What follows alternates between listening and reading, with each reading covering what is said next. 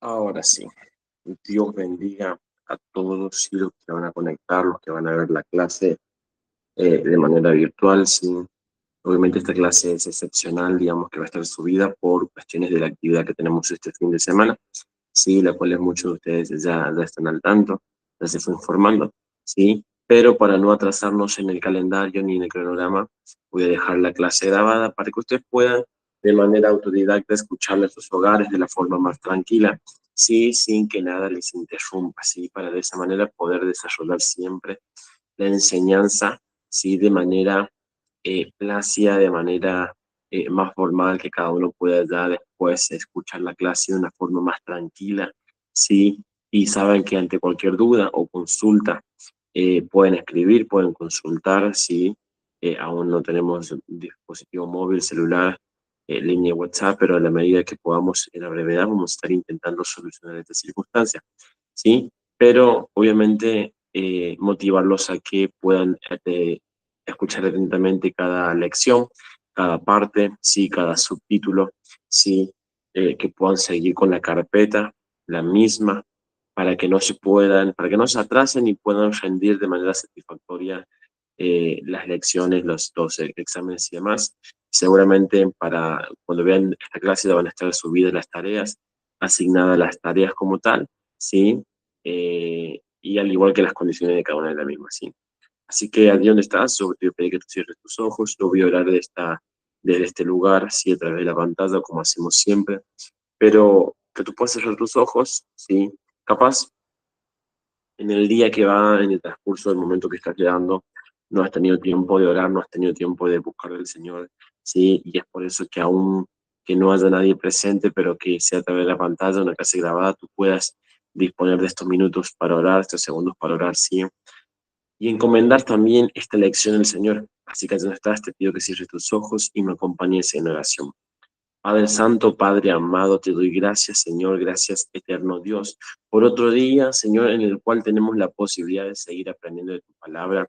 Gracias, papá, porque tus misericordias se renovaron para con nosotros una vez más. Gracias, Espíritu Santo, porque sin ti y sin tu ayuda no somos nada y en ningún lugar podemos ir.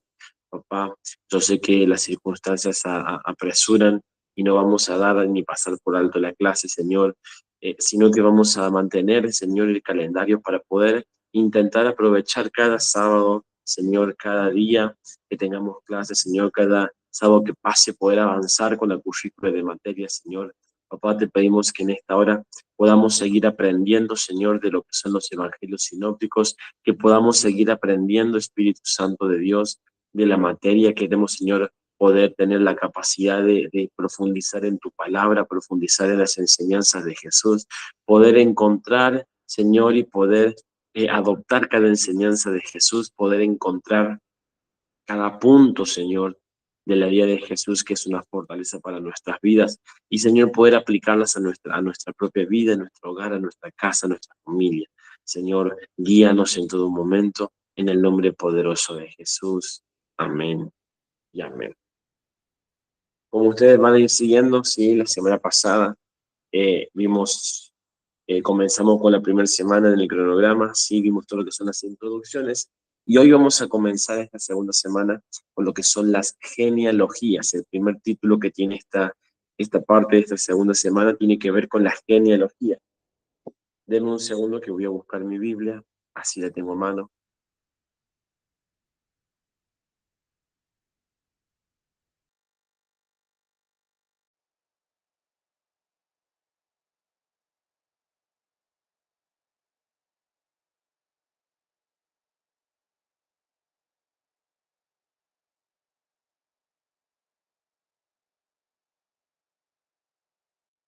Ahora sí. Tenemos que comprender que los capítulos 1 y 2 del libro de Mateo quieren siempre demostrar de Jesús como el Mesías. El principio de los evangelios, del capítulo 1 y 2 del Evangelio de Mateo, quiere mostrar a Jesús como el Mesías prometido al pueblo de Israel, a la promesa que se cumple a través de Jesús. Los judíos, sobre todo, después del destierro, daban gran importancia a las listas de antepasados, ¿sí? después de los 400 años de silencio, después de salir de los tiempos de Egipto, de Babilonia, de los saduceos, ¿sí? De todas esas cuestiones que fueron afectando las profecías como ellos creían, ¿sí? Ellos comenzaron a darle un valor y una importancia a cada una de estas, ¿sí? Comenzaron a ver los vínculos de sus antepasados para de esa manera poder identificar y buscar por qué ramo, por qué linaje, por qué persona vendría el Mesías prometido. De esta manera se pretendía demostrar la pertenencia a una tribu determinada, a una familia determinada. Ahora, la pregunta fundamental es, ¿de quién descendía Jesús? Según Romanos 8, capítulo 1, 3 y 4, pero en capítulo 8, versículo 1, 3 y 4, entendemos de que David desciende del linaje de David, ¿sí? Entre los antepasados de Jesús se mencionan a los dos más importantes. Esto es para los judíos algo de mucho valor, porque esto marcaba la genealogía real y cumplía con uno de los requisitos para ser el Mesías. La diferencia entre los libros, entre Mateo y Lucas, por ejemplo, es que Mateo llega, digamos, hasta los tiempos de Abraham, ¿sí? O sea, él comienza, eh, él comienza partiendo, perdón, desde Abraham hasta los tiempos de Jesús. En cambio, Lucas llega hasta los tiempos de Adán, ¿sí? Se nota esa diferencia. En Mateo vamos a ver que se habla de descendientes, que engendró, ¿sí? Y en Lucas vamos a ver de ascendentes, hijo de. Es decir, en Mateo vamos a ver que comienza desde Abraham, desde el principio, desde el origen, ¿sí? Si usted mismo va a la palabra de Dios, ¿sí? En el primer capítulo de Mateo, usted va a poder comprender y entender qué es eso, esto que es lo que se está enseñando, ¿sí? Libro de la genealogía de Jesucristo, hijo de David, hijo de Abraham. Y fíjese que comienza diciendo, Abraham engendró. En cambio, Lucas comienza haciendo todo el proceso contrario. Comienza diciendo Jesús, hijo de José, José, hijo de, y comienza hasta los tiempos de Adán. Se nota que hay una discrepancia entre uno y el otro, ¿sí? Pero lo que importaba para los tiempos del momento es que se demostrara de qué linaje venía. Mateo nos da la ascendencia de José, nos habla de la tribu de José, de la familia de José, la genealogía de José, el padre, o quien tomó la postura de padre. Pero Lucas nos da la genealogía desde la perspectiva de María, ¿sí? Y es allí donde encontramos ese hermoso tesoro, es allí donde encontramos ese hermoso diseño, ¿sí? Tenemos que entender que Jesús venía de María. María, ¿sí? Era descendiente de Elí, y Elí era descendiente de Natán, y Natán fue uno de los hijos de David, ¿sí? José vino a ser descendiente de Jacob, de la tribu de Jacob, de Israel, sí, más específicamente, pero también fue de Salomón, ¿sí? El hijo de David. Es decir, que vemos que desde ambas perspectivas se cumple la genealogía y la descendencia, sí, real. De ambas partes venía, ¿sí? Ahora, Mateo me enseña que Jesús es el heredero legal al trono.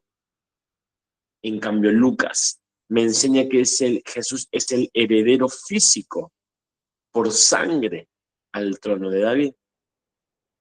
Y eso es lo que incluso hasta el día de hoy los judíos intentan buscar, intentan encontrar, ¿sí? Aquel que venga verdaderamente, como ellos dicen, bajo ciertos parámetros que nos enseñamos la vez pasada, desde un nivel político alto, desde un nivel político fuerte, cuando Jesús no se manejó en esos parámetros, sino que las profecías hablaban de algo un poco más inferior, pero con un gran impacto, ¿sí? Ahora, en la genealogía de Mateo vamos a encontrar 4 nombres, ¿sí? 4 nombres de mujeres que cambiaron la historia y cambiaron su vida. El primero de ellos encontramos a Tamar, Génesis capítulo 38, una historia donde esta mujer adultera con su suegro, ¿sí? Y comienza a cambiarse la descendencia, comienza a moverse la descendencia, pero donde abundó el pecado, sobreabundó la gracia. Y es allí donde la gracia de Dios comenzó a obrar, que hizo que Tamar perteneciera, ¿sí?, a la descendencia davídica, a la descendencia de David. Otra de las mujeres que aparece en el Evangelio de Mateo, en la genealogía que da Mateo, es Rahab, ¿sí? La prostituta que se encuentra en Josué 2, 1, 7 al 8. Rahab no merecía por su condición, por ser de las tribus cananeas, no merecía por su actividad física, o mejor dicho, por su actividad que ejercía, porque la prostitución en el tiempo de Josué era una actividad, sí, era un comercio para aquellos en necesidad. No merecía esta mujer pertenecer, pero la gracia de Dios y la bondad que tuvo al intentar rescatar y ayudar a los soldados para que pudieran entrar y pudieran ser salvos de la persecución que estaban viviendo en ese momento estos dos soldados, hizo que se hiciera parte de lo que es la descendencia davídica. Otra de las mujeres que encontramos aquí en la genealogía es la vida de Ruth, ¿sí? Sabemos que Ruth era moabita. Ruth 1:4 comienza la expresión davídica de cómo ésta es introducida, ¿sí?, dentro de lo que es el linaje de David, dentro de lo que es el linaje de Jesús, ¿sí? Ruth tenía la disposición de volverse, al igual que la compañera que venía, pero ella decidió seguir a Noemí. A pesar de las circunstancias, no tomó la misma posición que Orfa, al contrario, ella dijo, yo haré de ti, le dijo Noemí, tu casa será mi casa, tu Dios será mi Dios. Ese sentido de pertenencia hizo que Dios viera en ella una actitud diferente. Y es ahí donde a mí me encanta entender de que las actitudes diferentes muchas veces hacen que tú seas parte de un propósito grande. Las actitudes diferentes que podemos tener hace que seamos parte de llamados grandes, de ministerios grandes, ¿sí? Todo va a depender de la actitud. Ruth no volvió para atrás. Ruth dijo, tu Dios será mi Dios. Y la cuarta mujer que aparece en este libro es la vida de Betsabé, segunda de Samuel, capítulo 11. Y ahí vemos una mujer adúltera, ¿sí? Cómo, y esto es lo que a mí más me llama la atención, cómo mujeres que para la humanidad, para el sistema, para la cultura del momento, eran mujeres ordinarias, mujeres normales, pero que por tener una disposición correcta delante del Señor, pasaron a formar parte de lo que fue el linaje de Jesús, ¿sí? Mujeres que capaz nadie les daba nada, mujeres que capaz nadie valoraba nada, mujeres que capaz nadie las tenía en cuenta por causa de una actitud diferente, por causa de reconocer capaz a Dios y ser temerosas de Dios, ¿sí? El Señor las puso en lo que es una promesa eterna. El Señor las puso en lo que es una descendencia que hasta el día de hoy marca historia y una generación. Por eso, como siempre digo, nunca hay que pasar por alto las genealogías, ¿sí? Ellas nos enseñan, nos muestran, no son solamente nombres, sino que nos muestran una línea, ¿sí?, de antecesores y predecesores, ¿sí?, que marcan la historia, que marcan el rumbo, que marcan pecados, que marcan glorias, que marcan experiencias con cada uno de ellos, ¿sí? Ahora, pasando al libro de Mateo, ya lo que son capítulos siguientes, después de las genealogías tenemos las anunciaciones, ¿sí? Y es acá importante, digamos, para esta parte, haber leído ya lo que es Lucas capítulo 1, versículos 5 al 38, y Mateo 1, del 18 al 25. Como dijimos en la primera clase, el objetivo de esto es poder entrelazar las materias, perdón, los libros y que usted vaya comprendiendo qué es lo que esta menciona. Ahora, cuando hablamos de anunciación tenemos que tenemos entendido que vamos a ver de tres anunciaciones habladas en los evangelios. La primera a Zacarías, la segunda a María y la tercera a José. Lucas relata la de Zacarías y María y Mateo relata la anunciación de José. La primera anunciación tiene que ver con el nacimiento del precursor. Lucas capítulo 1, versículo 25. Y es lo que vamos a comenzar a hablar de la vida de Juan el Bautista, ¿sí? Usted en el apunte va a tener ciertas preguntas, ¿sí? A las cuales usted debe escribir, responder, ¿sí? Si usted lo puede hacer de manera independiente, es mucho más práctico para luego comparar y corregir conforme a lo que se va enseñando, ¿sí? El texto, el manual, el apunte dice, ¿qué se sabe acerca de Zacarías? ¿A qué se refiere la palabra orden de su clase? Según el versículo 1.8. Miren, lo que la Biblia me enseña es que Zacarías era el padre de Juan el Bautista. Era descendiente de Abdías, ¿sí? Descendiente de Aarón. Venía de un sacerdocio, venía con un linaje sacerdotal. Todo lo que descendía de Aarón, por consecuencia, iba a ser sacerdote. Lo que me enseña la historia es que había casi más de 20.000 sacerdotes, o aproximadamente entre 20.000 y 25.000 sacerdotes, ¿sí? Eran demasiados para hacer el trabajo habitual y diario, ¿sí? Cada clase ministraba 2 semanas al año y en fiestas especiales. Mire el tiempo que pasaba entre servicio y servicio, ¿sí? Era mucho el tiempo porque eran muchos sacerdotes. Y cómo pasa también en la actualidad, ¿no? Que a veces el Señor tiene áreas de servicio y uno solamente quiere escoger algunas específicas, cuando hay áreas que necesitan de nosotros, cuando hay áreas que necesitan que le demostremos que el Señor puede hacerlo con excelencia.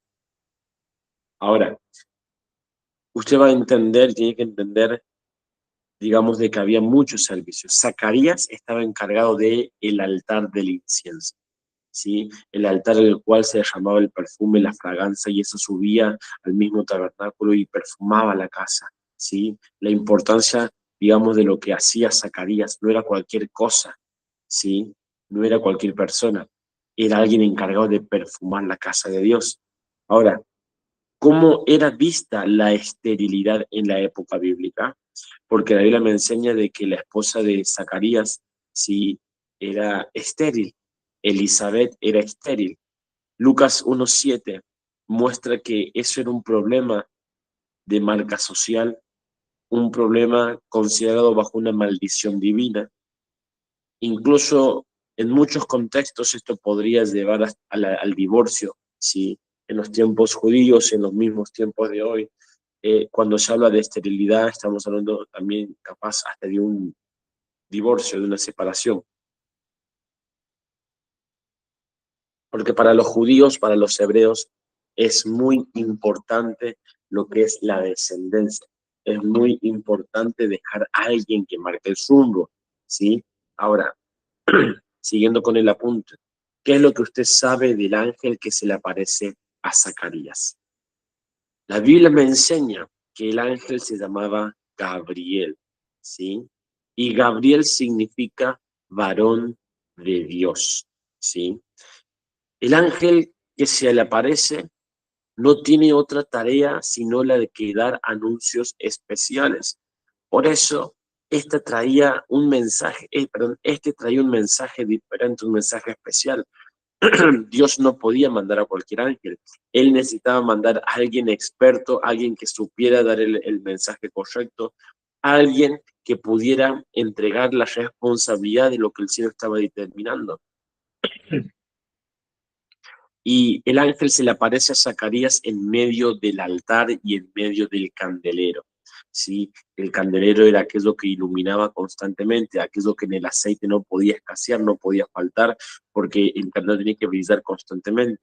Entonces se aparece en medio de estos y comienza a dar un mensaje, comienza a darle una enseñanza, comienza a decirle a Zacarías, vas a tener un hijo. Y es la misma incredulidad al principio de Zacarías la que hace que el ángel lo vuelva mudo. Pero fíjese bien, ¿sí? El ángel, digamos, Gabriel se le aparece con una misión, era el varón de Dios, alguien muy cercano a Dios, y tenía que dar un anuncio especial, que la mujer, que Elizabeth iba a dar un hijo, y no a cualquier hijo, sino que iba a dar a alguien que preparara el camino para el Mesías. Es decir, esto no podía ser entregado en manos de cualquier ángel, no podía ser entregado en manos de cualquier persona, tenía que ser entregado en manos de alguien que sepa capaz de darlo a la tierra y alguien capaz de recibirlo en la tierra. Por eso, déjeme decirle, muchas veces el Señor también sigue operando de esta manera. Hay mensajes que el cielo solamente entrega a personas que confían en la tierra, en Él. Es decir, las personas que Él confía son personas que reciben esos mensajes especiales, diferentes. No sé si me va entendiendo, me va siguiendo. Le dice que van a ser un niño, cual su nombre sería Juan. Y es allí donde tenemos que entender qué significa el nombre Juan y qué características tendría este niño, ¿sí? Se le conoce también como el Señor es misericordioso. No se olvide que llevaban 400 años de silencio y que de repente Dios volviera a hablar era una señal de misericordia. Era una señal de que Dios nos había olvidado. Mire, aunque pasen noches de silencio, aunque pasen años de silencio, aunque pasen momentos de silencio, no se preocupe, porque el Dios de misericordia, el Señor de misericordia, tarde o temprano vuelve a hablar. El Señor no se olvida. Juan también significa don o regalo de Dios. ¿Qué es lo que éste iba a traer?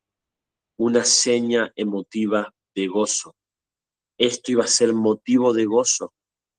Imagínense la mujer del sacerdote estéril dando a luz. Esto era gozo. El mismo ángel le dice, este varón, este niño que viene será grande delante de Dios y tendrá una gran responsabilidad. Tendría que seguir el sello, digamos, o el pacto nazareo, no beber vino, no darse a cualquier mujer, no darse a ninguna mujer, no pasar navaja por su cabecera, ni por su cara, ¿sí? Este hombre, este niño, este adolescente, este joven, iba a ser lleno del Espíritu Santo, y es cuando da las misiones. Hay dos misiones que a mí me encantan que Dios le habla a Zacarías respecto de la vida de su hijo, que éste haría volver a muchos de la cautividad espiritual y éste prepararía el camino a aquel que había de ver. Esto es tremendo. Como Dios por la vida de una persona preparó el camino del Mesías. Y lo podemos entender en el día de hoy como el Señor también usa nuestras vidas para preparar el camino del que viene. Mejor del que viene, no del que regresa. Nuestro deber como hijos e hijas es ser una generación de Juan el Bautista en este tiempo para proclamar y hacer volver a los cautivos, hacerlos volver de la cautividad. A los presos, darles libertad. A los oprimidos, traerles la liberación. Pero no solamente eso, sino que poder preparar y anunciar el pronto regreso de nuestro Señor Jesucristo. Ser capaces de anunciar con temor y temblor que la salvación está a punto, sí, de cumplirse, que algunos seremos llevados y otros seremos dejados. El gran arrebato, el rapto, se acerca, ¿sí? Y esa es la misión que tiene la iglesia el día de hoy. Ahora, ¿qué significa la expresión el espíritu y el poder de Elías? Esto habla de una expresión espiritual. Juan el Bautista se movería bajo la misma visión profética que Elías y tendría la misma euforia de Elías. Eso mismo que Elías hizo en el monte Carmelo con los 400 profetas de Baal, esa misma esencia es la que estaba en Juan el Bautista cuando él decía generación de víboras, ¿quién las hará si escapar de esta ira venidera? Es ese ímpetu. La similitud entre un ministerio y otro, podemos verlo en Malaquías 4:6 y el versículo 17. Ambos reprendían reyes, tenían una misma sintonía. Ambos predicaban arrepentimiento. Ambos anunciaban el juicio del Señor.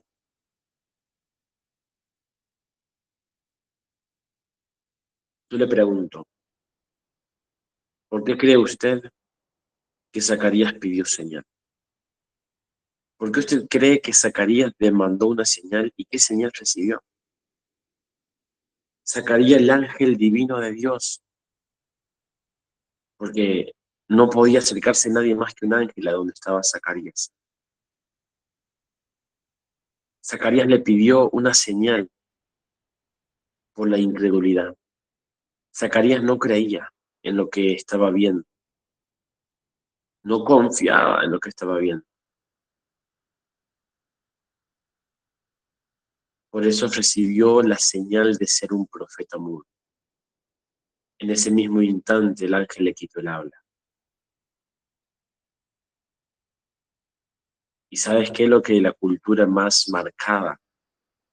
Que después de cada vez que se prendiera el incienso, el sacerdote debía de dar una bendición al pueblo, dar unas palabras al pueblo. Cuando Zacarías salió mudo, el pueblo tuvo miedo, tuvo temor y entendió de que algo había ocurrido ahí adentro, porque entró Zacarías hablando y salió enmudecido. La gente había comprendido de que alguna visión había acontecido, pero él no se las podía contar ni se las podía expresar, sino hasta que su hijo naciera. Qué fuerte quedarse mudo mucho tiempo por causa de la incredulidad.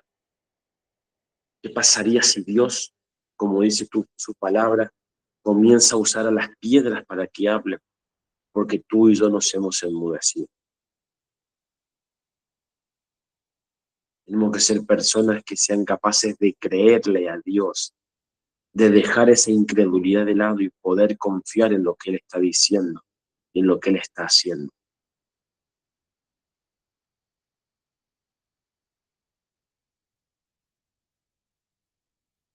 La segunda anunciación se le hace a María del nacimiento de Jesús.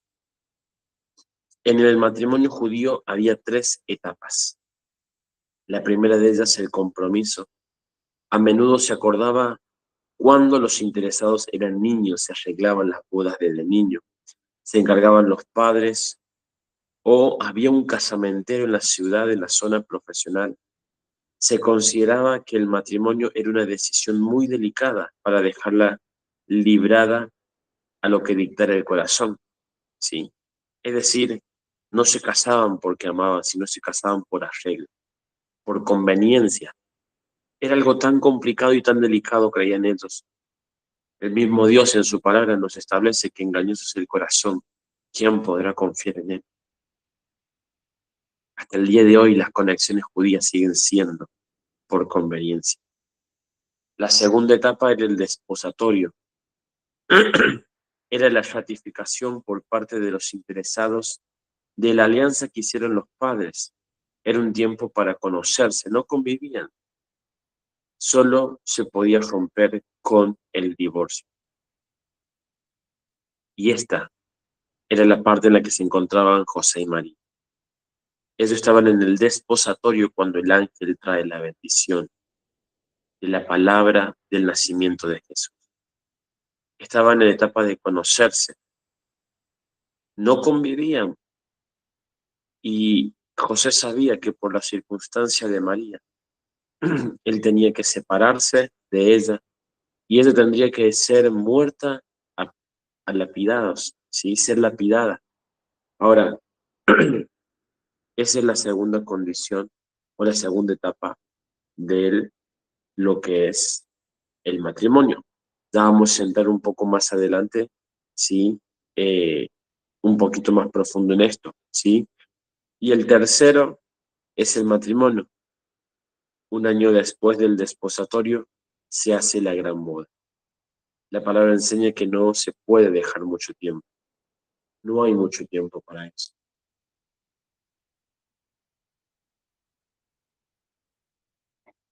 Pablo nos enseña en la actualidad en sus cartas, si que alguno es débil, cásese rápido. Y si alguno tiene la capacidad, busca el don de continencia para abstenerse de todo. Pero si no, los procesos de Dios son cortos. Lucas a mí relata estos acontecimientos desde el punto de vista de María, mientras que Mateo lo hace desde el punto de vista de José. Ahora, hay tres motivos de asombro. ¿Cuáles son los tres motivos? Primero, la aparición de un ángel. Eso no se veía todos los días, eso no se comprendía todos los días, eso no se daba todos los días. Y sumado que habían pasado 400 años donde Dios no dijo nada, donde ni un ángel habló, ni un profeta apareció. Lo segundo que trae asombro es el saludo a María. Muy favorecida, le dijo el ángel. Un saludo que da mucho que decir, mucho que hablar. En María encontramos una cualidad porque solamente las mujeres tenían la capacidad y eran las encargadas de enseñarle a los niños judíos, ¿sí? Todo lo que es la cuestión de la Torá, la cuestión de las enseñanzas, la de los profetas, ¿sí? Entonces, esa expresión fue una expresión dada por Dios porque entendía Dios quién era, quién se había guardado, quién había orado, quién estaba allí dispuesta a cumplir la voluntad del Padre. No era cualquier cosa, era cumplir algo a pesar de la vida y de la muerte. Y lo tercero que causa motivo de asombro es el nombre de Jesús. Jesús significa Salvador. El ángel le estaba dando a María el nombre del Salvador.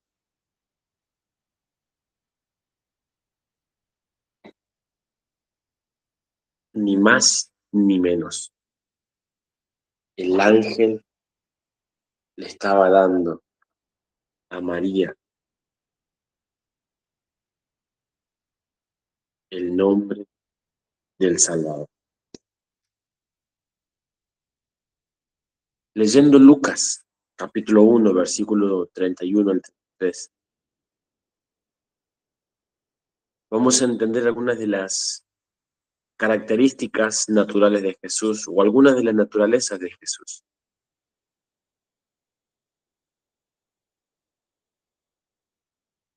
El nombre de Jesús habla de la naturaleza humana, ¿sí? Porque tenía que ser hombre. Pero también en Jesús encontramos una cualidad divina y encontramos una doble naturaleza, porque él también era hijo del Altísimo. En él encontramos el trono de David. En él encontramos cualidades del cielo. Hay una cualidad humana, pero también hay una herencia de su reino, que a su reino no tendría fin. Vemos en Jesús estas características, la famosa expresión 100% Dios y 100% hombre. En Jesús encontramos esa característica, en Jesús encontramos esa dualidad, 100% Dios y 100% hombre. En él encontramos el cumplimiento de cada profecía y encontramos la promesa de que su reino, la herencia de su reino no tendría fin, no se acabaría. El versículo 35 dice que el Espíritu del Señor vendrá sobre ti, le dijo a María, porque para concebir hacía falta la involucración de José, pero Dios no podía permitir que hubiera intervención humana, porque todo lo que el hombre tocase ciertamente corrompe. Todo lo que el hombre toca muchas veces lo corrompe. Dios tenía que asegurarse de que la vasija en la que vendría su Hijo, la promesa, el Salvador, no solamente fuera pura, sino que tuviera una interacción directa con Él. Por eso se concibe del Espíritu y no de la carne. Por eso Jesús es concebido del Espíritu. Por eso Él nace siendo santo, porque Él no nace del pecado, de lo que es el sexo. No nace de eso. Él nace en la santidad. Él nace por la fe y para la fe.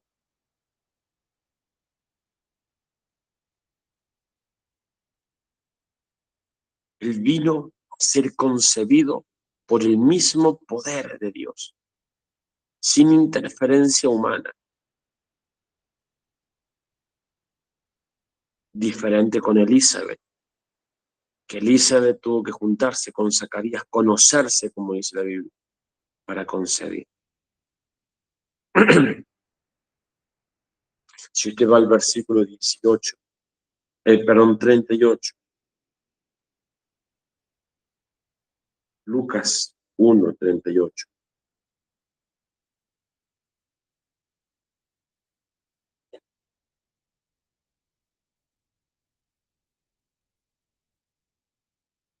Entonces María dijo: He aquí la sierva del Señor, hágase conmigo conforme a tu palabra. Y el ángel se fue de su presencia. ¿Qué significa bajo el contexto lo que María declara? Ella está expresando lo que es el señorío. Ella se consideraba una esclava del Señor, se consideraba una esclava por amor del Padre, dispuesta a obedecer, dispuesta a sujetarse, dispuesta a hacer todo lo que el Señor le dijere. En ella se iba a encontrar el chisme, iba a ser repudiada, iba a ser la muerte, lapidada, golpeada, torturada, pero a ella no le importó, a ella le importaba más obedecer a Dios, obedecer a aquel que se le apareció, obedecer a aquel que le estaba por entregar una promesa. Y es allí donde encontramos en el versículo 39 al 56 el cántico de María. El cántico de María. Comenzando la historia en esa parte, vemos que María ya es guiada por el ángel, porque dada la circunstancia tenía que huir. Se va hacia la casa de Elizabeth.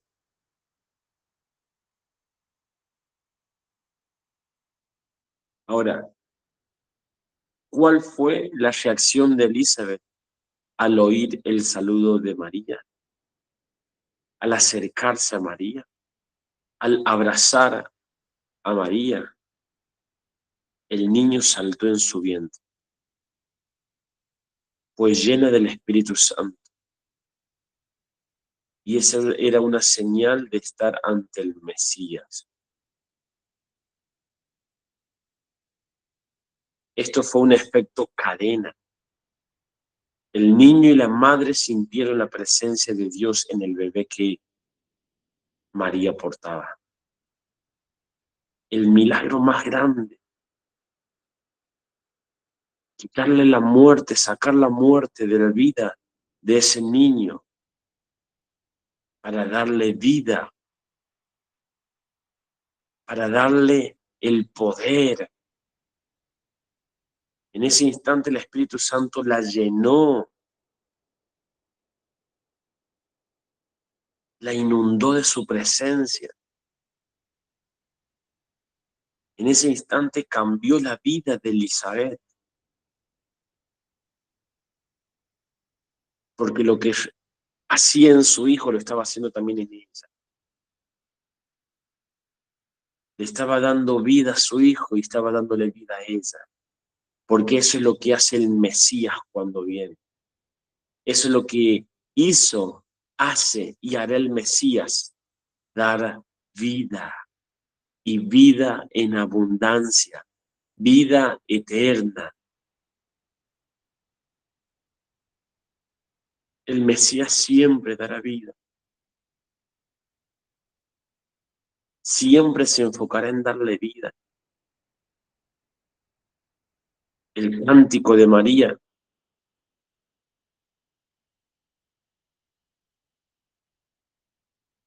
un cántico dado en ese instante, atribuido también con el nombre del Magnificat de María. Está saturado de versículos del Antiguo Testamento y consta de 4 estrofas. Del versículo 46 al 48, María alaba a Dios por haberle bendecido. Del versículo 49 al 50, María alaba a Dios por su poder, santidad y por su misericordia. Del versículo 51 al 53, María alaba a Dios porque su misericordia y su juicio se extiende a toda clase de personas. Del versículo 54 al 55, María alaba a Dios porque ha bendecido a Israel con lo que viene. María conocía de la ley, María conocía de los profetas, una mujer que amaba a Dios y amaba su palabra. Por eso hoy vemos una vez más, como te decía, algo que le garantizaba a Dios de que Jesús sería bien enseñado, de que Jesús sería bien instruido, de que Dios no estaba tomando una mala decisión, porque cuando Dios toma una decisión, Él lo hace sabiendo a quién se le está entregando, a quién le está dando el milagro, el ministerio. Cuando Dios toma una decisión, Él sabe por qué lo hace y a quién se lo da. Jesús tiene una garantía siempre de que lo que hace, lo hace con una razón que Él ya vio, que Él conoció.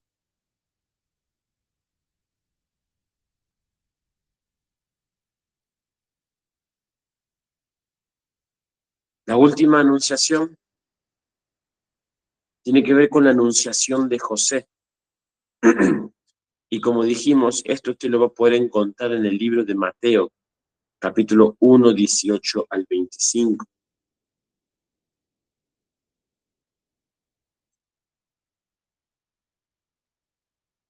Como si de la palabra así, nos mantenemos en ella. El relato de Mateo es completamente independiente del de Lucas. No se contradicen, pero ambos atribuyen la concepción de Jesús a la obra del Espíritu Santo. Ambos sostienen el nacimiento virginal, ambos sostienen la intervención de un ángel divino, ambos sostienen la intervención de un poder sobrenatural, ambos sostienen la voluntad del Padre, ambos sostienen lo que el Señor ya ha dictaminado. Ahora, ¿cuál es la actitud que José tomó al enterarse de que María estaba embarazada?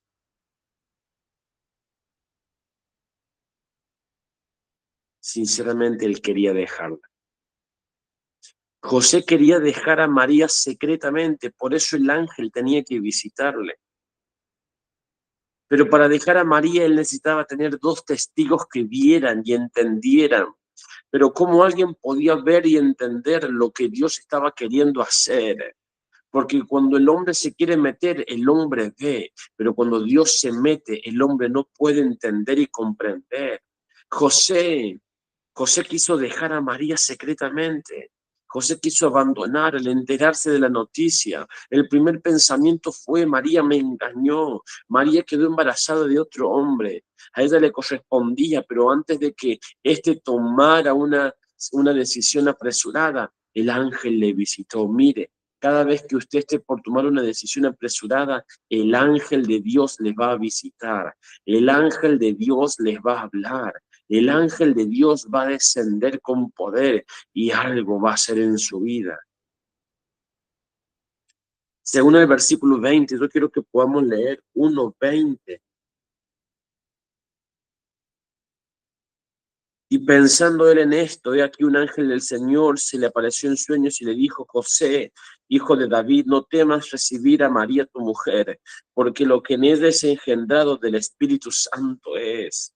Que lo que le recalca el ángel en la forma de dirigirse: José, hijo de David.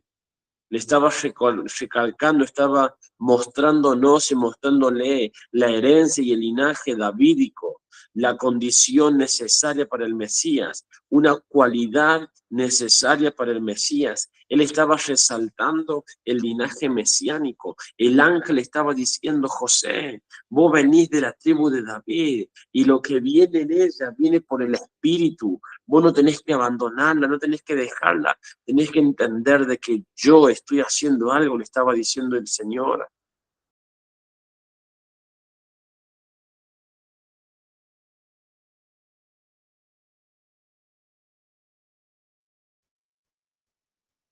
Significa también Salvador. En esta parte de la Biblia, Jesús también significaba Salvador. Porque vamos a ver cómo, según las traducciones en otro tiempo, vamos a ver cómo cambian, cómo varían según el dialecto. Ahora, acá vamos a encontrar y escuchar Emanuel. Emanuel significa Dios con nosotros. Dios nos estaba diciendo, les estaba diciendo: lo que viene es mi hijo. Yo voy a estar en medio de ustedes.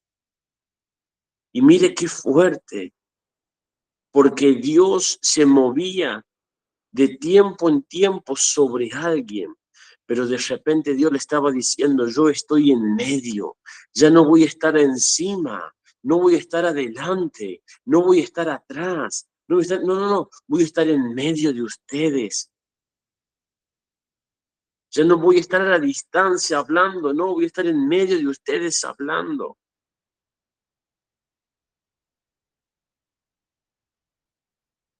Jesús es Dios con nosotros y es nuestro Salvador. ¿Cómo se relacionan ambos nombres de que Él es nuestro Salvador y Él está con nosotros? Él lo dijo y Él lo cumple. Él nos salva, Él nos rescata, Él nos libra, nos sana porque Él está con nosotros. Él está en medio de nuestras circunstancias. Antes Dios miraba a las personas de la barca desde lejos, pero ahora Él estaba en medio de las barcas. Antes Dios miraba a los leprosos de lejos, pero ahora Dios estaba en medio de los leprosos. Ahora, si yo tuviera que enseñarte versículo 1:25, pero no la conoció hasta que dio a luz a su hijo primogénito y le puso por nombre Jesús. En base a ese versículo, ¿cómo se contradice una doctrina católica? Porque seguramente es necesario entenderte y enseñarte lo que es también la doctrina católica. El catolicismo lo que dice es que Jesús fue único, que no hubo otro. Pero la Biblia me enseña que luego de Jesús nacieron otros. La Biblia constantemente nos habla de los hermanos de Jesús. Nos habla. Cuando estudiamos las epístolas, encontramos la evidencia de los hermanos. Santiago, la Biblia habla del Santiago hermano de Jesús. El catolicismo hace creer la virginidad de María, pero entendemos de que luego de Jesús, después de Jesús, vinieron más. José tuvo relaciones sexuales con María después del nacimiento, tuvo otros hijos. Los católicos dicen que siempre fue virgen, no, porque parte de la iglesia apostólica en Santiago se escribe por un hermano de sangre. Un hermano que al principio lo negó, pero luego de la resurrección, como enseña la palabra, creyó. creo.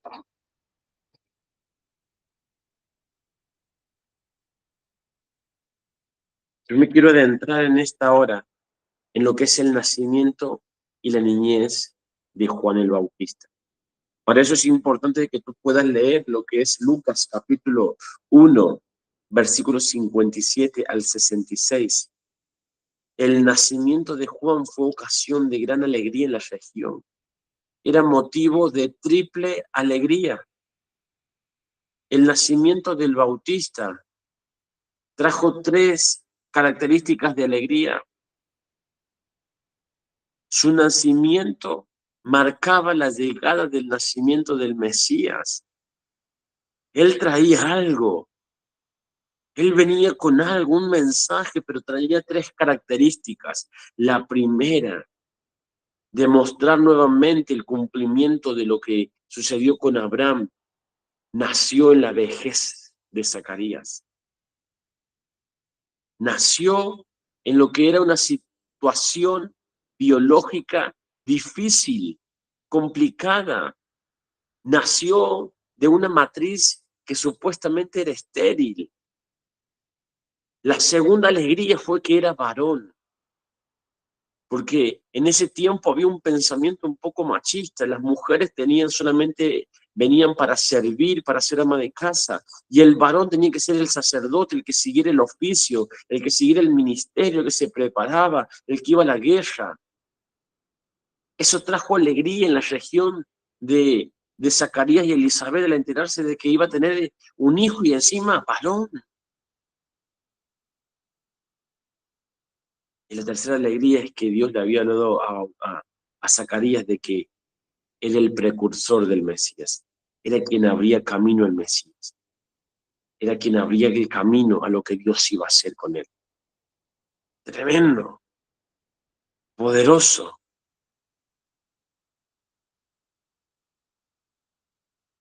poderoso lo que Dios estaba haciendo en ese momento.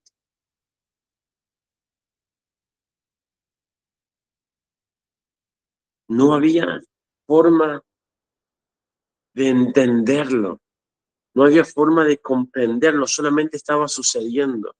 Lo que se había prometido años, siglos, décadas, lo que se prometió por milenios, se estaba cumpliendo.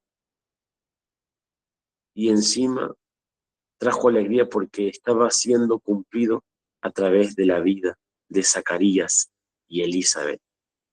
El comienzo de lo que iba a ser el gran movimiento cristocéntrico. El punta de lanza del avivamiento de Cristo. El inicio de un movimiento de poder, milagros, señales y prodigios del cielo en la tierra. Y nada más ni nada menos que después de 400 años de silencio. O sea, Dios quebró todo, Dios rompió todo. A Dios, como por así decir, Dios tiró todo con ellos dos. Se guardó lo mejor para ese tiempo. Aleluya. Quiero que me des 5 minutos. Busco algo para tomar.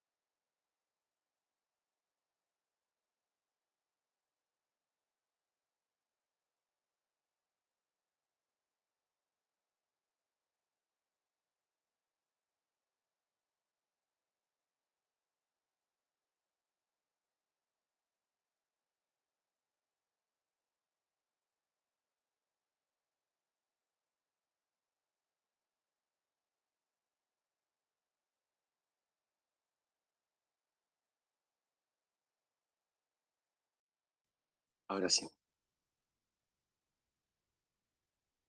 todo varón en ese tiempo necesitaba ser circuncidado a los 8 días de nacido, como señal del pacto de Dios con Israel. ¿Sí? Cuando estudiamos Génesis 17:10, Levítico 12:3, vemos de que eh, era necesario circuncidarlo. Y según la cultura, todos esperaban en ese momento de que el niño se llamara igual que su padre, Zacarías. Era una tradición. Pero cuando Elizabeth lo dijo y Zacarías confirmó el nombre que el ángel había dado, que el nombre del niño sería Juan y que significaba don de Dios o Dios de gracia.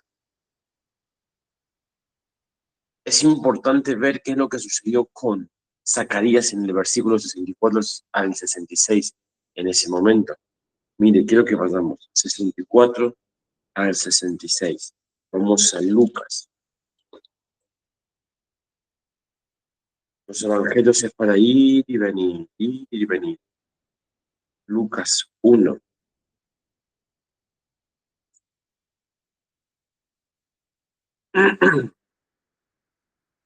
64, 66.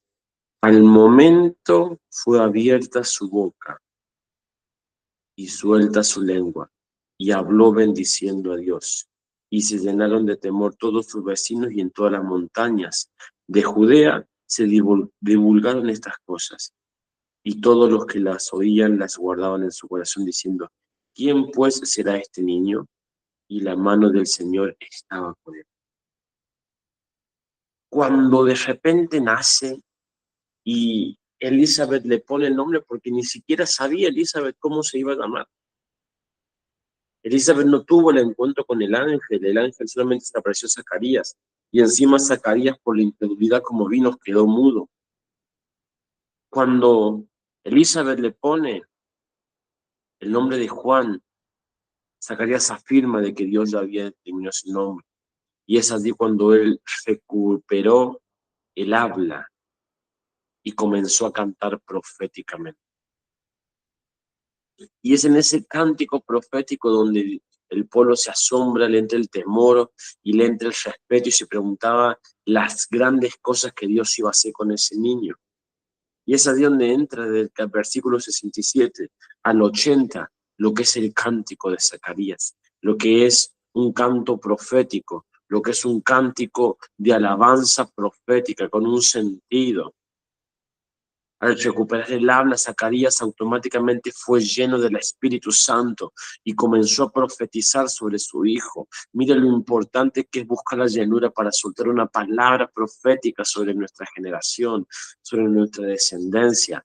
Mire lo importante que es buscar la llenura para soltar una palabra que marque las generaciones. Tuvo una revelación del futuro de Juan en ese instante. Mire lo que dice.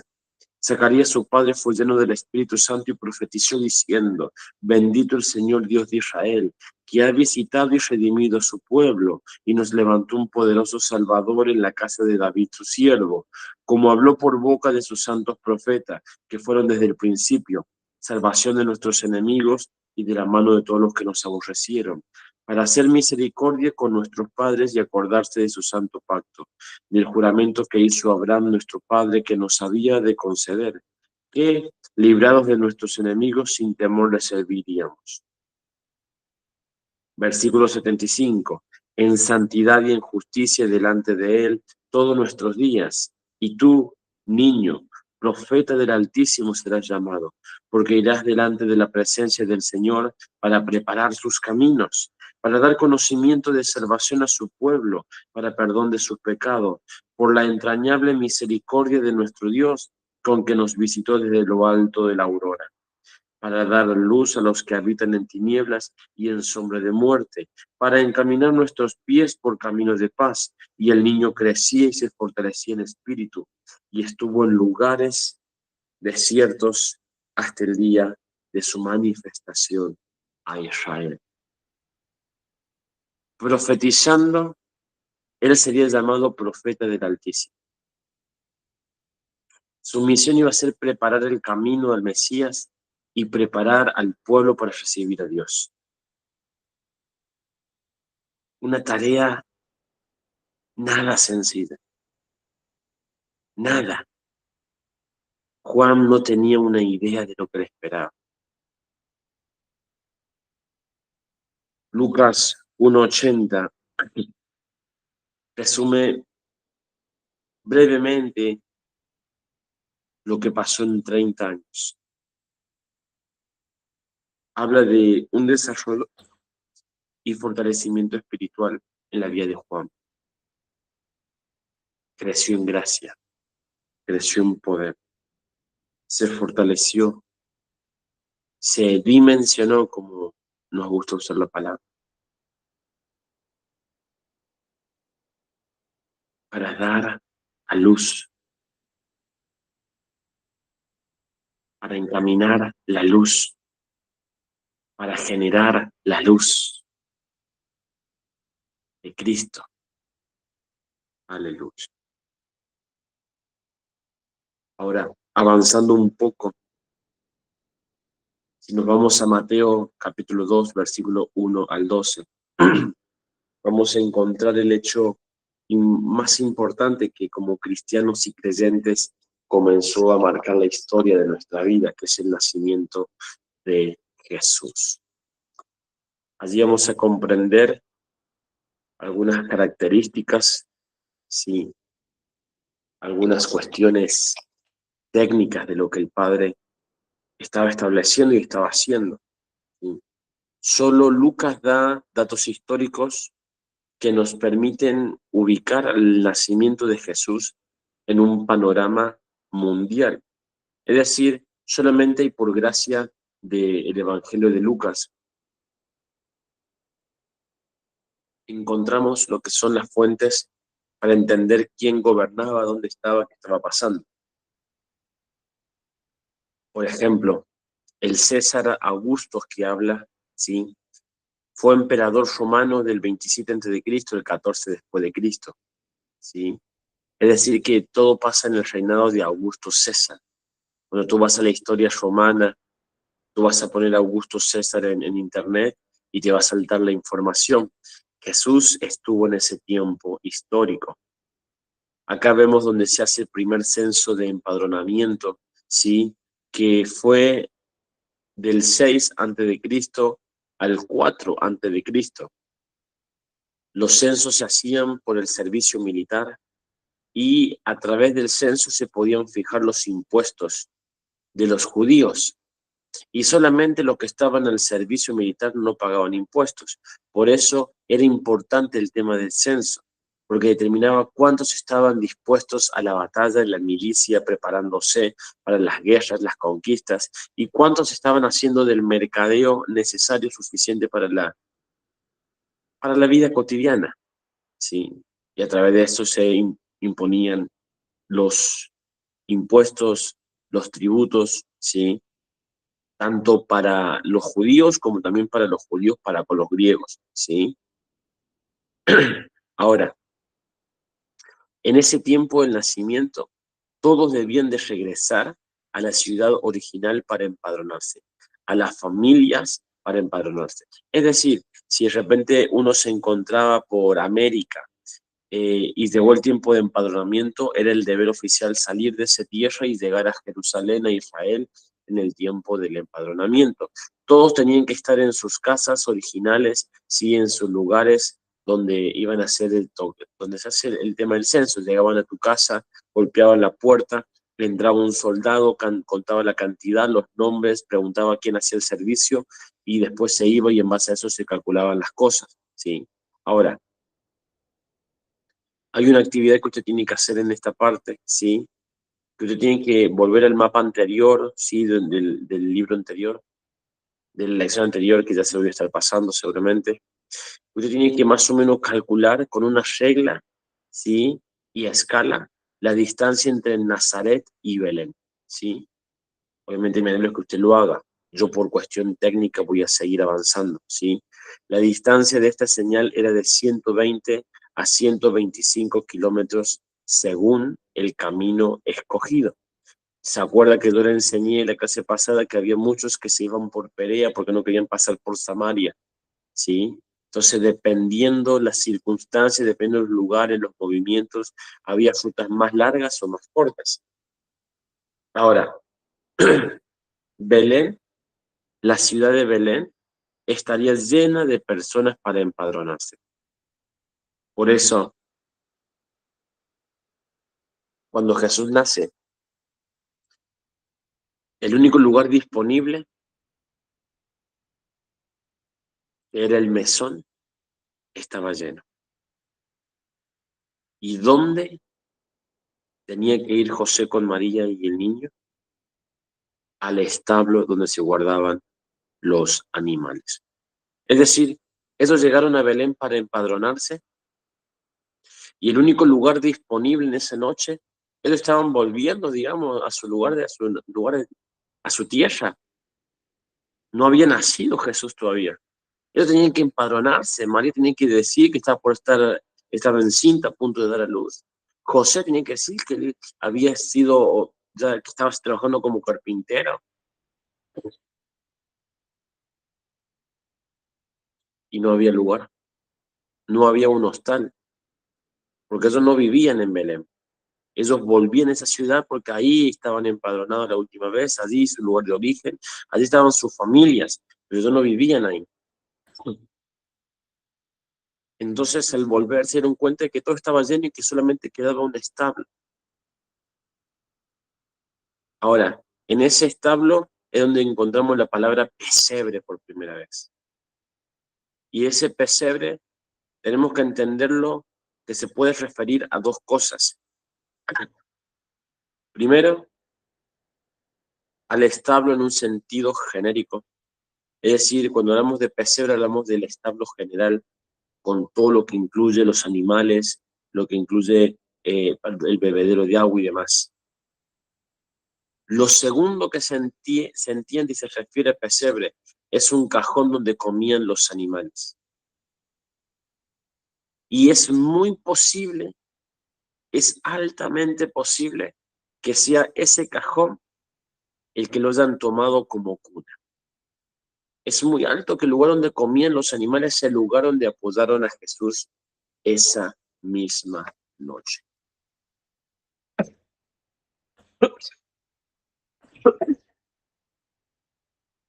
¿Qué fue lo que aconteció?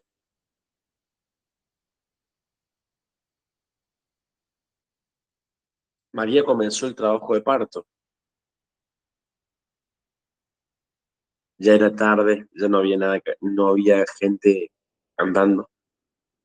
Así que dio a luz allí en medio de un mesón, en medio del pesebre, perdón, envuelto entre los animales, la paja de los animales, los bebederos, pusieron a Jesús. Y en paralelo a eso, comenzó a ocurrir algo en las zonas cercanas, en las zonas alaldeñas, en las zonas que estaban cerca. De repente el cielo descendió, ángeles descendieron y comenzaron a hablar con gente que estaba allí pastoreando. Lucas 2, 8 al 20 me habla de los ángeles y los pastores.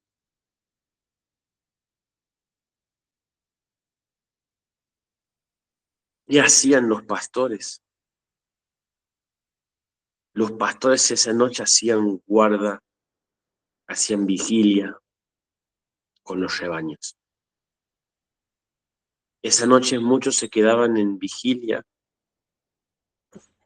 cuidando.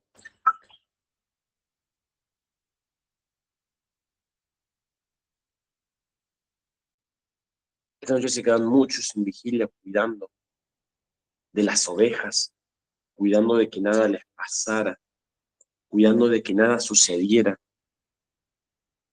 cuidándolos, protegiendo el rebaño. Y es allí donde los ángeles se aparecen. Imagínense la situación.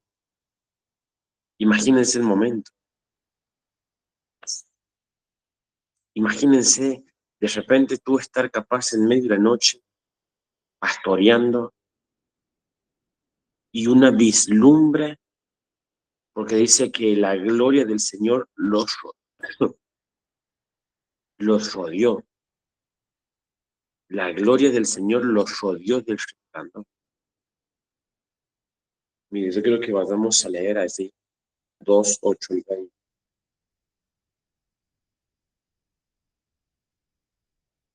Había pastores en la misma región que velaban y guardaban las vigilias de la noche sobre sus rebaños. Y aquí se les presentó un ángel del Señor, y la gloria del Señor los rodeó de resplandor, y tuvieron gran temor. Pero el ángel les dijo: no temáis, porque he aquí os doy nuevas de gran gozo, que será para todo el pueblo, que os ha nacido hoy en la ciudad de David un Salvador, que es Cristo Jesús, el Señor. Esto os servirá de señal: hallaréis al niño envuelto en pañales, acostado en un pesebre. Y repentinamente apareció con el ángel una multitud de las huestes celestiales, que alababan a Dios y decían: gloria a Dios en las alturas, y en la tierra paz, buena voluntad para con los hombres. Sucedió que cuando los ángeles se fueron de ellos al cielo, los pastores se dijeron unos a otros: pasemos pues hasta Belén y veamos esto que ha sucedido y que el Señor nos ha manifestado. Vinieron pues apresuradamente y hallaron a María y a José y al niño acostado en el pesebre. Y al verlo, dieron a conocer lo que se les había dicho acerca del niño, y todos los que oyeron se maravillaron de lo que los pastores les decían. Pero María guardaba todas estas cosas, meditándolas en su corazón. Y volvieron los pastores glorificando y alabando a Dios por todas las cosas que habían oído y visto, como se les había dicho. Y es interesante entender y comprender cómo es ahí. María escuchaba y guardaba todo en su corazón. Porque María, él entendía de que lo que estaba pasando, de la persona que estaban haciendo, no era cualquier cosa. María entendía de que estaban haciendo el Hijo de Dios. Y sabía que eso podía traer muchos problemas. Por eso ella meditaba y guardaba las cosas en su corazón.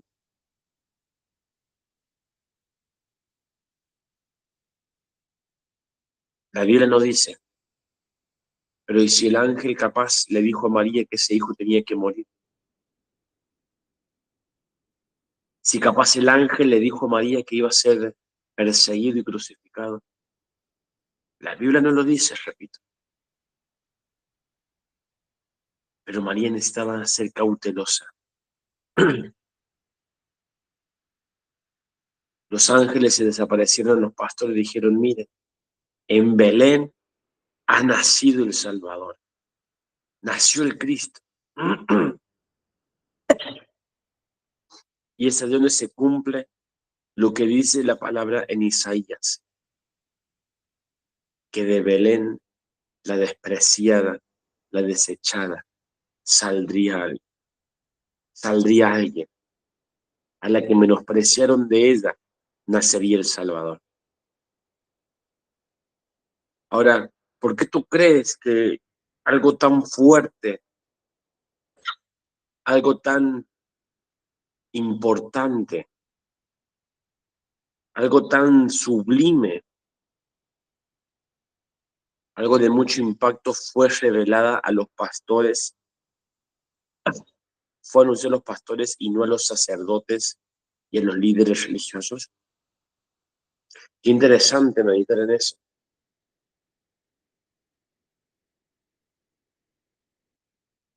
¿Por qué a unos simples pastores y no a los líderes de la iglesia? Algo que nos enseña el Evangelio es que la palabra de Dios, las verdades del mundo espiritual, se revelan a las personas sencillas. Las profundidades siempre son reveladas a los sencillos, a los humildes, sin obviar la parte de que Jesús representaba un peligro. Las parábolas siempre se les enseñaron a las personas sencillas. Las parábolas, las enseñanzas siempre fueron sencillas para gente sencilla. Porque el evangelio es sencillo, solamente que el hombre lo complica. Sumado a eso, como te decía recién, Jesús era un peligro. Si Anás y Caifás entendían de que Jesús venía con el título de el rey de Israel, el Hijo de Dios, podía comenzar a tentar su vida, sin contar tampoco de que Herodes estaba ya al tanto de lo que estaba pasando.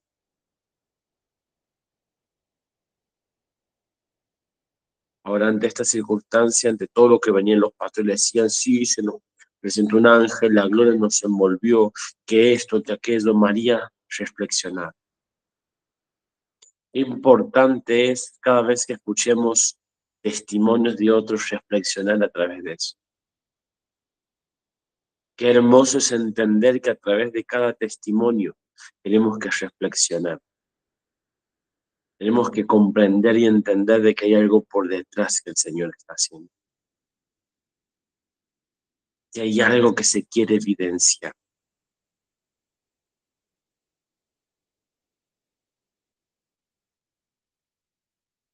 La palabra me enseña,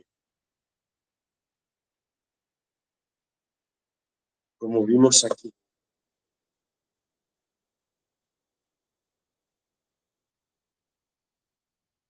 de que por causa de estas cosas, muchos se asombraron. Pero lo que más impacta es comprender de que cómo una tierra que en un tiempo fue despreciada, fue destruida, cómo Belén, la tierra del dolor, hoy estaba cumpliendo la profecía de que iba a ser puesto nuevamente en una vista profética de victoria. Y cómo el Señor hace eso con nuestras vidas. Porque nuestra vida capaz de ser esa Belén destruida, esa tierra seca, árida, en la que nadie quería pisar, pero de repente cuando el Salvador, el Nazareno comienza a aparecer en nuestra vida, comienza a cambiarse. ¿Podrá salir algo bueno de Belén de Éfrata? Se dijo. Nació el Salvador, nació el Rey de Reyes, Señor de Señores.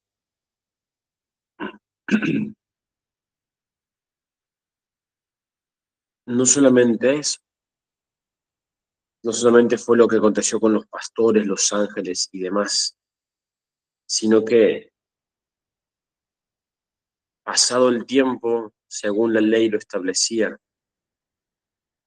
había que presentar a Jesús en el templo. Lucas 2, 21 al 24. Fíjese lo que dice. Los 8 días para circuncidar al niño le pusieron por nombre Jesús, el cual había sido puesto por el ángel, antes que fuese concebido. Y cuando se cumplieron los días de la purificación de ellos, conforme a la ley de Moisés, le trajeron a Jerusalén para presentarlo al Señor. Como está escrito en la ley del Señor, todo varón que abriere la matriz será llamado santo al Señor. Y para ofrecer, conforme a lo que se dice en la ley del Señor, un par de tórtolas o 2 palominos. Los padres de Jesús cumplieron todas las prescripciones de la ley. Jesús había nacido bajo la ley. Gálatas 4, 4, 5 nos enseña eso. Él cumplió toda la ley. No se rasgó, no se tergiversó, no se cambió, no se modificó ninguna ley. No, él cumplió todo. Sus padres cumplieron todo también con él. Lo que la palabra según Moisés en el Sinaí había sido entregado, se cumplió todo. Ahora, ¿cuáles eran las ceremonias? La primera, la circuncisión. Esta era la señal del pacto.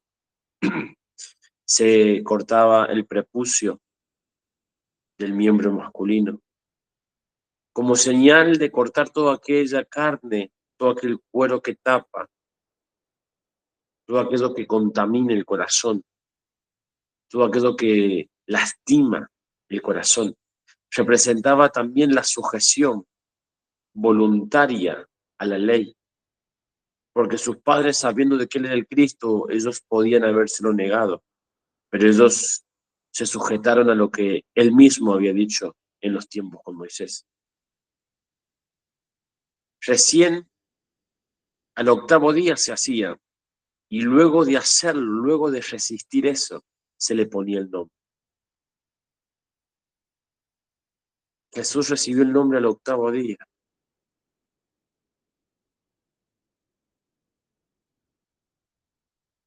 Y mire, yo estoy recibiendo esto en el mundo espiritual. Son 7 días. El primer día tiene que ver, en realidad son 7 días y al octavo día lo circuncida. El octavo día en realidad tiene que ver con el primer día de la semana.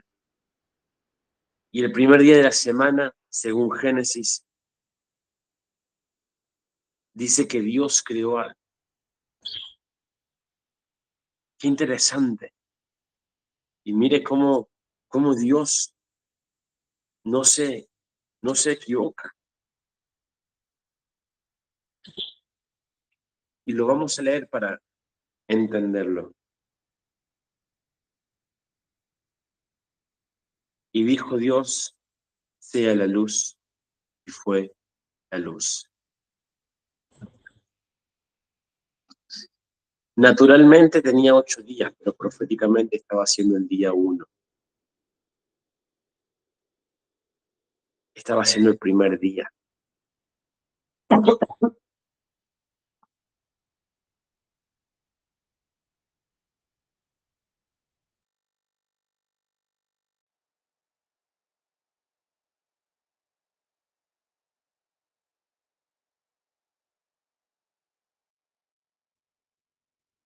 Proféticamente estaba naciendo la luz en El Salvador.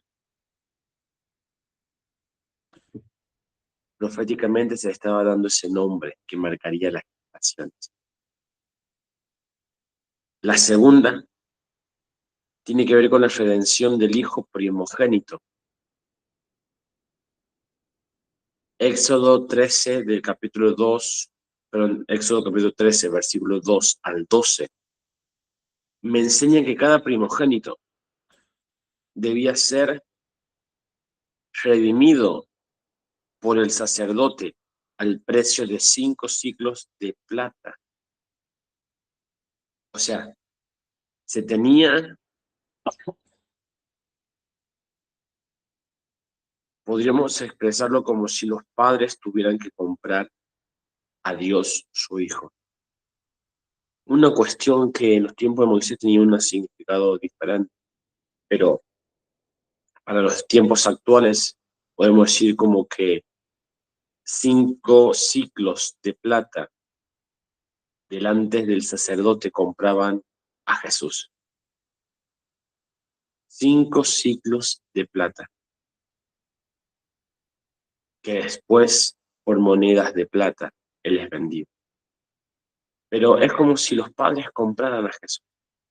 Si bien María lo tuvo, era de Dios, pero tenía que cumplirse la redención de pagarse un precio en cuestión de plata para que se cumpliera. Hablamos de la purificación por posparto.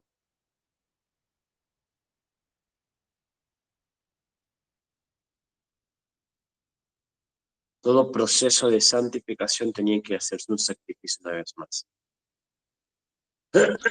Y como para ese entonces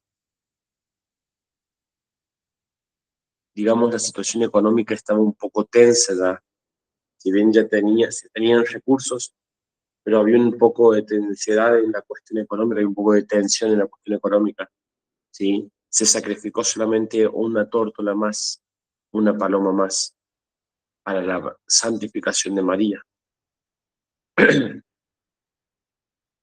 Ahora, yo quiero que vayamos a lo que es Levítico 12, las leyes, Levítico 12,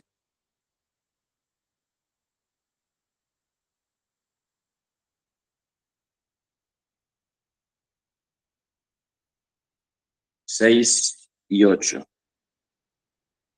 Cuando los días de su purificación fueren cumplidos por hijo por hija, traerá un cordero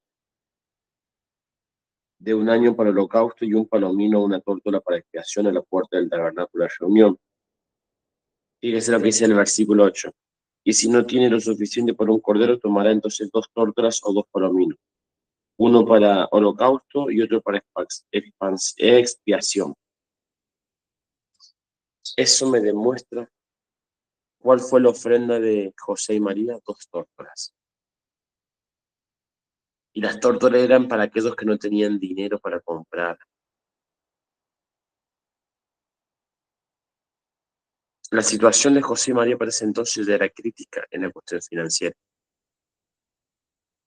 Y deja mucho que pensar, mucho que meditar, digamos, cómo el Salvador, cómo Jesús de repente tiene que estar mendigando, cómo de repente tiene que haber una cuestión de necesidad, siendo que se aparecieron los reyes magos o los que dicen ser magos. eh, Cuando muchas veces no comprendemos el contexto histórico o el trasfondo histórico, la Biblia cambia el sentido o le damos el sentido que nosotros queremos. Pero la situación de María y José hasta ese entonces no era buena, no era agradable, no era nada favorable. Pero sí sé y tenemos algo en claro, de que en la humildad y en la sencillez de Jesús, Él marcó la historia. No hizo falta un gran... Hizo falta que solamente uno se humillara. No hizo falta riquezas, hizo falta adoración. No hizo falta lo material, hizo falta solamente algo genuino. Una gran enseñanza que Jesús nos... Con esto, con esto se termina la semana 2. Es una semana corta, la semana 2, por eso tomé la decisión de grabarla.